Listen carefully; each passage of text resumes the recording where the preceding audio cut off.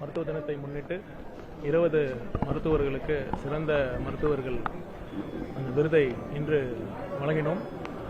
இந்த விருதை வென்ற அனைத்து மருத்துவர்களுக்கும் அவர்களின் குடும்பத்தாருக்கும் நம் தமிழக அரசின் சார்பாக பாராட்டுகளை தெரிவித்துக் கொள்கிறோம். இந்த நேரத்தில் இன்னொரு மகிழ்ச்சியான செய்தியும் நம்ம சொல்றதுக்கு கடமைப்பட்டிருக்கோம். என்னன்னு பார்த்தீங்கன்னா, இன்னைக்கு சுப்ரீம் கோர்ட்டில் சூப்பர் ஸ்பெஷாலிட்டி அட்மிஷன் சம்பந்தமாக ஒரு வரலாற்று சிறப்புமிக்க தீர்ப்பை நம்ம பெற்றிருக்கிறோம்.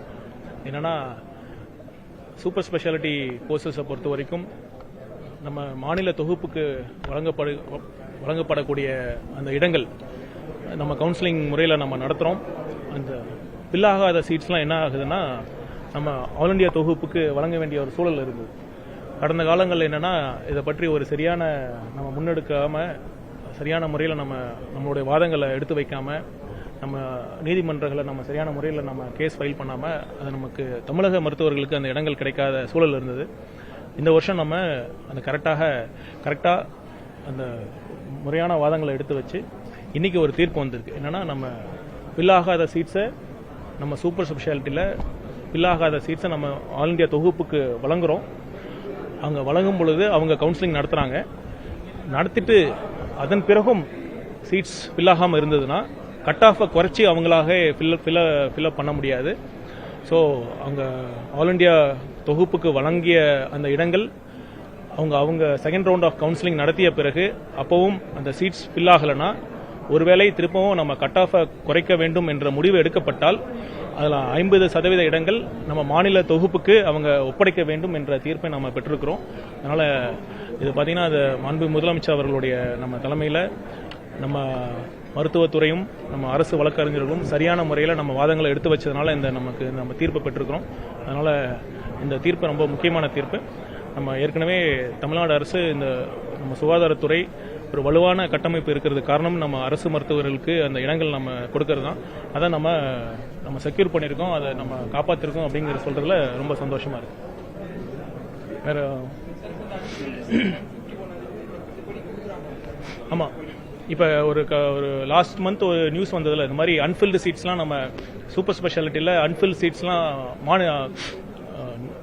அதாவது ஒன்றிய தொகுப்புக்கு நம்ம சரண்டர் பண்றோம் அப்படிங்கிற ஒரு நியூஸ் இருந்ததுல, அதை பற்றி தான் இன்னைக்கு சுப்ரீம் கோர்ட்ல ஜட்ஜ்மெண்ட் வருது.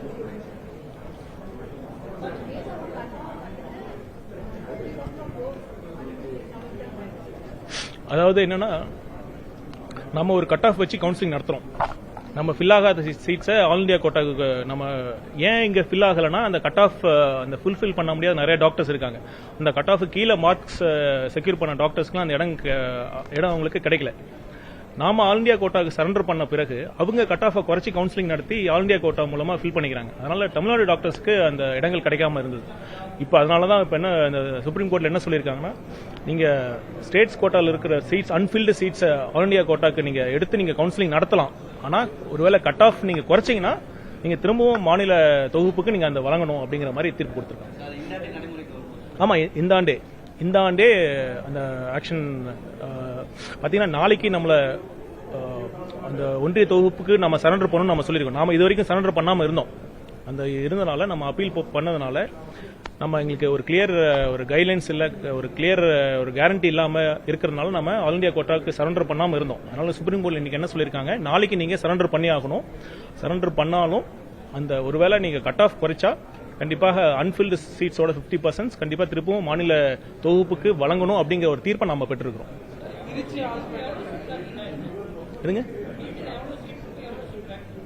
பிஜி இல்லையா, சூப்பர் ஸ்பெஷாலிட்டி டீடைல்ஸ் நம்ம கொடுத்துருவோம்.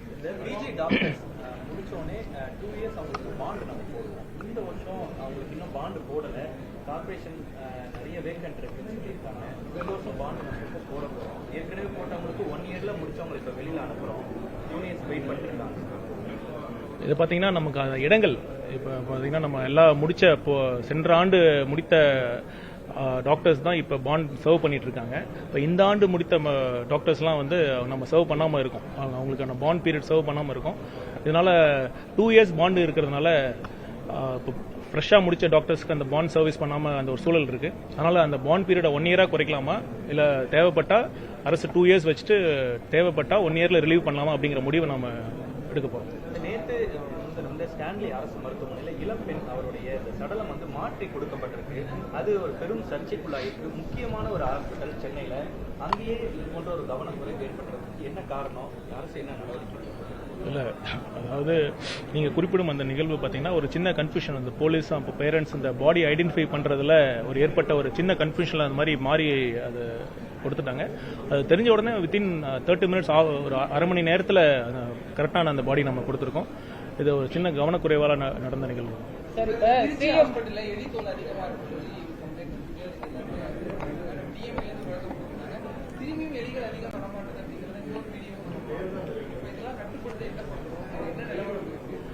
அது அந்த ஹவுஸ் கீப்பிங் சர்வீசஸ் நம்ம சொல்கிறோம்ல, இந்த மருத்துவமனையை தூய்மையாக வச்சுக்கணும் அப்படிங்கிற அந்த பணியாளர்களுக்கு இந்த பெஸ்ட் கண்ட்ரோலும் அவங்களுடைய பணியாக நம்ம சேர்த்து நம்ம கொடுத்துருக்கோம்.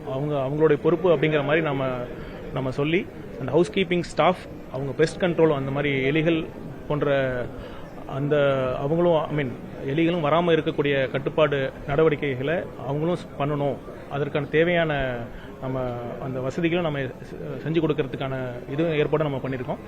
இனி வரும் காலங்களில் இந்த மாதிரி எலி போன்ற விஷயங்கள் கண்டிப்பாக இருக்காது. அதை நம்ம மாண்பு முதலமைச்சர் அவர்களே நேரடியாக என்னை தொடர்பு கொண்டு இது மாதிரி திருச்சியில் இது மாதிரி இருக்கு, கொஞ்சம் உரிய நடவடிக்கை எடுக்குன்னு நம்ம சொன்னாங்க. சார், இப்போ சிஎம் ஆஃபீஸ் வந்துட்டு மாத்துறாங்களே நாமக்கல் கவிஞர் மன்றத்துக்கு, இப்ப மாற்ற வேண்டிய அவசியம் என்ன வந்துச்சு? ஏன்னா டிபார்ட்மெண்ட் மாத்துறதுனால பட்ஜெட் பணிகள்லாம் பாதிக்கப்படும் அப்படின்னு சொல்லிட்டு பட்ஜெட் பணிக்கு இல்ல தலைமைச் செயலக ஊழியர் சங்கம் வந்து எதிர்ப்பு தெரிவிச்சிருக்காங்க. ஏன்னா தேவையில்லாத ஒரு நிதி சுமை இருக்கக்கூடிய சூழல்ல இப்ப எதுக்கு மாத்தணும் அப்படின்னு சொல்லியிருக்காங்க. இதெல்லாம் கண்டிப்பாக பார்த்தீங்கன்னா இது உள்நோக்கம் கொண்டு தான் அந்த மாதிரிலாம் சொல்லியிருக்காங்க. இதற்கும் இந்த பட்ஜெட் பணிகளுக்கும் எந்தவித சம்மந்தமும் இல்லை.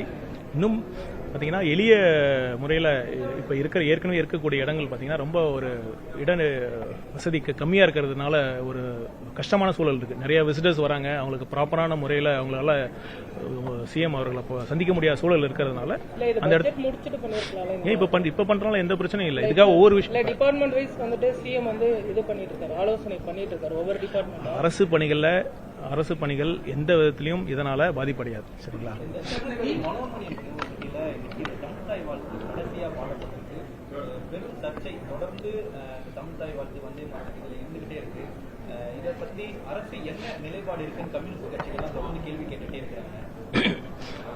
இதை குறித்து நம்ம ஏற்கனவே பலமுறை நம்ம அரசின் சார்பாகவும் சரி, கட்சியின் தமிழக வெற்றி கழகத்தின் சார்பாகவும் நம்ம ரொம்ப தெளிவாக நம்ம சொல்லியிருக்கோம். தமிழகத்தில் தமிழ்தாய் வாழ்த்துக்கு தான் முன்னுரிமை கொடுக்கணும். இது மாதிரி ஒன்றிய அரசு ஒரு தேவையில்லாத சர்ச்சைகள் இது மூலயமா உருவாக்கி இதன் மூலயமாக ஒரு அரசுக்கும் சரி ஒரு நெருக்கடியை கொடுக்கணும் அப்படிங்கிற ஒரு நோக்கத்தில் தான் இது மாதிரி பண்ணுறதா தான் தெரியுது. இது கண்டிப்பாக இந்தியாங்கிறது ஒரு கூட்டமைப்பு. India is a federal quality தான். இந்த நேரத்தில் ஒரு மாநிலங்கள்லாம் ஒன்றாக சேர்ந்தாதான் ஒரு நாடு உருவாகும். அதனால் இந்த ஃபெடரல் இந்த ஒரு ஒன்றியத்தில் இருக்கிற மாநிலங்களுக்கு அவங்களுக்கான ஒரு உரிமைகள், அவங்களுக்கான உணர்வுகளுக்கு கண்டிப்பாக ஒன்றிய அரசு உரிய மதிப்பையும் அந்த உரிய அங்கீகாரையும் கண்டிப்பாக கொடுக்கணும். சரி, இல்ல கடந்த காலங்களில் திமுக தலைவரும் அதே போன்ற அப்போதைய முதல்வரும் வந்து டைரக்டாவே ஆளுநருக்கு வந்து கண்டனம் தெரிவிச்சிருந்தாரு. இப்போதைய முதல்வர் ஏன் டைரக்டாவே வந்து கண்டனம் தெரிவிக்கல, எந்த ஒரு ரிப்ளையும் கொடுக்காம அமைதிக்கு வச்சுறாரு? கண்டிப்பா இது ஆளுநர் சொல்லி இதை பண்றதில்ல, ஒன்றிய அரசு சொல்லி தான் பண்ணிட்டு இருக்காங்க. நம்ம கண்டிப்பா தீர்க்கமான முறையில் நம்ம அதை கண்டிக்கிறோம். இது மாதிரி தமிழ்நாட்டில் தமிழ்தாய் வாழ்த்துக்கு 3வது இடத்துக்கு தள்ளப்பட்டது நம்ம யாருமே ஏற்றுக்கொள்ள முடியாது. தமிழக வெற்றி கழகமும் சரி, தமிழக முதலமைச்சர் அவர்களின் தலைமையிலான இந்த அரசும் சரி, இதற்கு கண்டிப்பாக நாம் இடம் கொடுக்க மாட்டோம். தமிழக அரசு சார்பில் நடத்தப்படுற அனைத்து நிகழ்ச்சிகளுக்கும் தமிழ்தாய் வாழ்த்து தான் முதன்மை இடம் கொடுக்கப்படும். நன்றி.